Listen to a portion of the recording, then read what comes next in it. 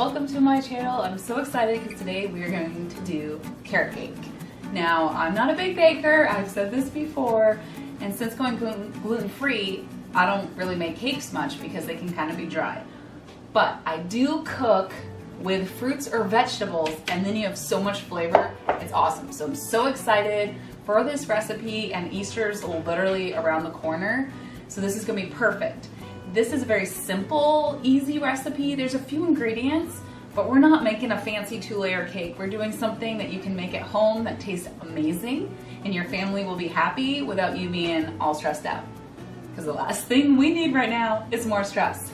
My channel is all about easy, simple, gluten-free recipes that I actually use every day. So I am just mom in my kitchen, sharing what's helped us and our family, because going gluten-free is a journey.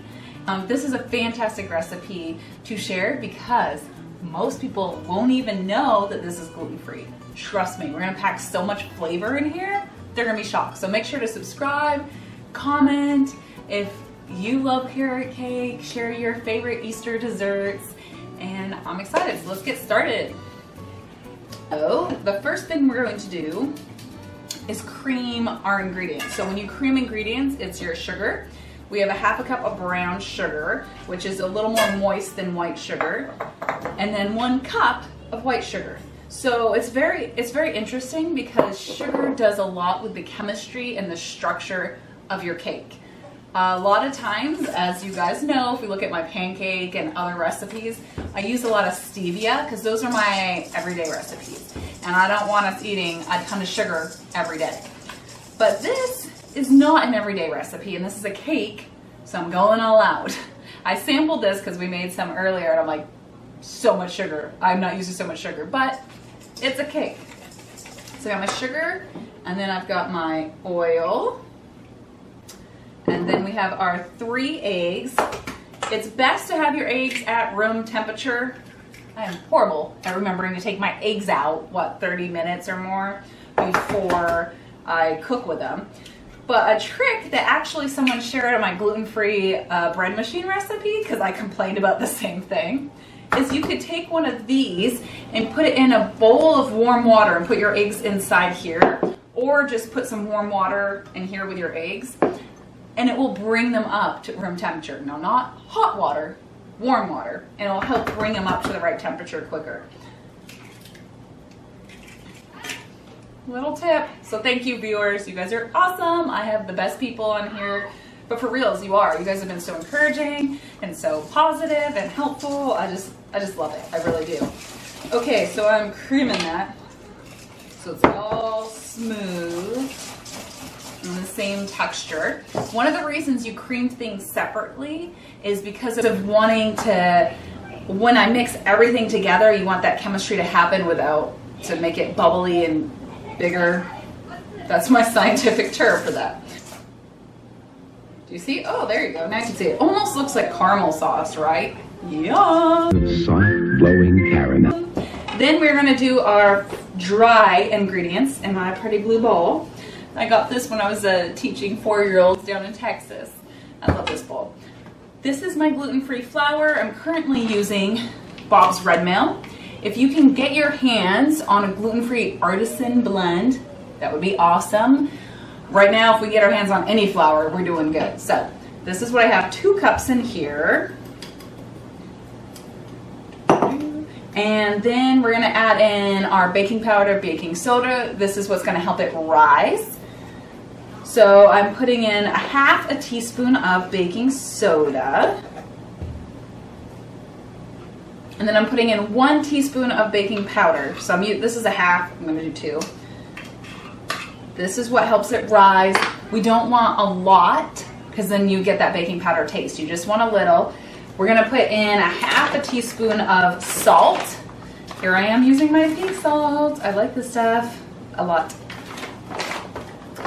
And then we want a tablespoon of cinnamon, except I'm gonna do a tablespoon and a 1/2 because I like a lot of flavor. And when you go gluten-free, you're gonna be adding in more flavor than normal, okay? So a lot of recipes will probably just call for like 2 teaspoons with regular gluten flour. Not us. We're going all in. I have all my dry ingredients in this bowl, and I'm just gonna mix. This one's a lot easier to combine, so it now becomes one dusty color there. You, of course, could sift this. Anyone have a sift? I'm too lazy. It does result in a lighter, fluffier cake. It does make a difference. You can also mix it a lot, and that will help, but the sift is amazing. But we're just home bakers. We don't have to impress anyone, and like for reals, right? If I make a cake, my family's impressed. I've done good. Okay, then we're going to add some of this mixture there, along with some of this. So this is my hacked buttermilk. So normally this recipe would call for buttermilk. If you are not dairy free, use your buttermilk. It's really good. I did almond milk combined with my apple cider vinegar. Which you guys know, I love my apple cider vinegar. And it's about half a cup. So I'm going to put about 1/4 a cup in. And then we're going to mix. And then I'm going to put in about another 1/3 of this. And then the rest of the buttermilk. And then mix. What's going on is a lot of times you can totally use a stand mixer. I'm lazy. I don't like pulling it out and putting it up. If I had a nice, lovely, big kitchen, I would have it out all the time. Do you guys? Do you guys leave your stand mixer out? I'm lazy. This is how bad. I'm like cleaning up. I don't like cleaning. I'll cook all day. I don't want to clean. So that would be fantastic. And the reason we put this in splurts is because if you put it in all at once, it could go like fluff up and be too much. Okay, and you want to make sure it's well combined. So I'm going to put in the rest of this. And I recommend using a spatula here to help really get every bit of sugary, oily, eggy goodness. This is what is adding a lot of moisture to our cake. So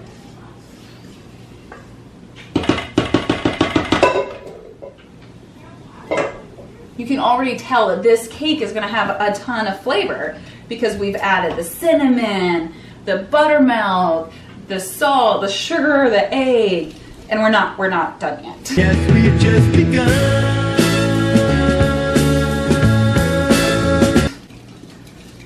Okay, so this is all combined. That means I don't see any bits of flour in here. It's all combined. Then what I'm going to do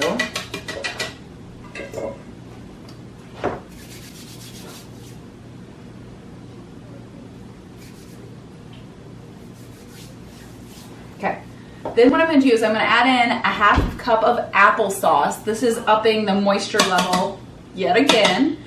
You could also use like baby carrots, like pureed carrots. I ain't pureeing no carrots. It isn't going to happen. So I use applesauce instead. Comes out great. I use unsweetened. Then we're going to put in about 2 cups of carrots. As you can see, I food process this is so fast. And I do peel my carrot because that outside layer of your carrot, if you're using those large carrots, it's bitter. You don't want that. I do like the large carrots because they're sweeter than your regular carrots. Another option here is you could throw in 1/2 cup of chopped nuts, 1/2 cup of shredded coconut. I don't have it. I'm not going to do that right now. And then we're going to do a tablespoon of vanilla. Vanilla is fantastic. You won't necessarily taste it, but you would miss it if it's not there. And we did a tablespoon, none of this teaspoon business. We want all our flavor. I'm going to fold. So fold is this gentle process of mixing that kind of combines it. So all my carrot pieces need to have batter over them.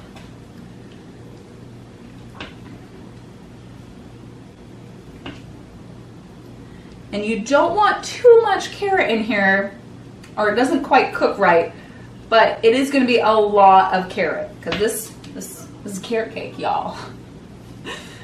Ooh, this smells so good. I'm so excited. Okay, I'm done. I just got to bake this thing. See? If I can do it, You guys can do it. It really isn't that hard. We got this. So there's my mixture. So what I'm going to do now is I have my cake pans, and I'm going to get a little coconut oil to grease my cake pans. This is really important if you're planning to flip them out and frost them. I'll be honest, I don't actually do that, but I still grease it anyway so that it comes out well when I'm cutting out the pieces. So I've greased 2 pans, and now we are going to dump half the batter in. Now remember, those of you who have watched Nailed It, you don't put the batter to the top of your pan because it should rise, so you're not going to do more than halfway. So I just kind of split it and watch what's going on to make sure it's pretty even. You definitely don't want it to overflow, although it's not the end of the world for us because we're not trying to make perfect decorated cakes. We just want something yummy and special. So my pans here are about 1/3 to half full, and then I'm going to put them in the oven about 45 minutes or so. I'll check back in and let you know. It depends. Probably 30 to 45 minutes, depends how fast they cook. At 350 is what my oven is set at.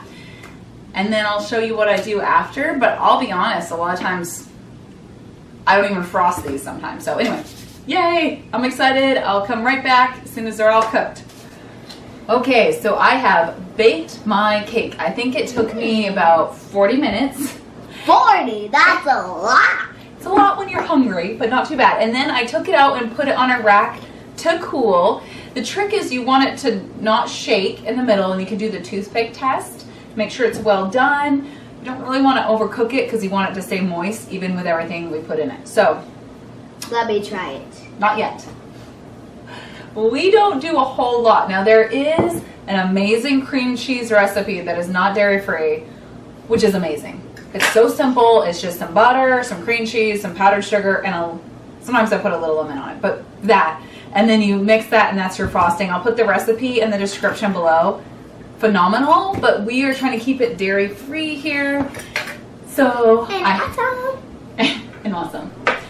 This is our favorite frosting that's dairy free. It's our only frosting. It's Simple Mills vanilla frosting. Now some frosting out there actually you'll look and there's no dairy in them, like even your standard ones. But this one I like because it has monk fruit as its main sweetener. So yay, it's not as sweet. You use coconut oil, palm shortening. No, it's a little bit better. I don't know, guys. Should we let her try it? Yes, okay, thanks.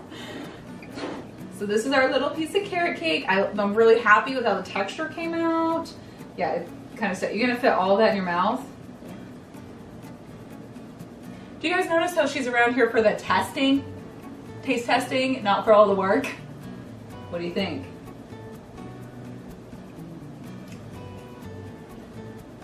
Okay, that is a yes. Because I'll tell you, if my kids don't like something, it just comes. It comes right back up. So, yay, I think hey, I was gonna eat some of this. No, you're not. It's really moist, lots of flavor.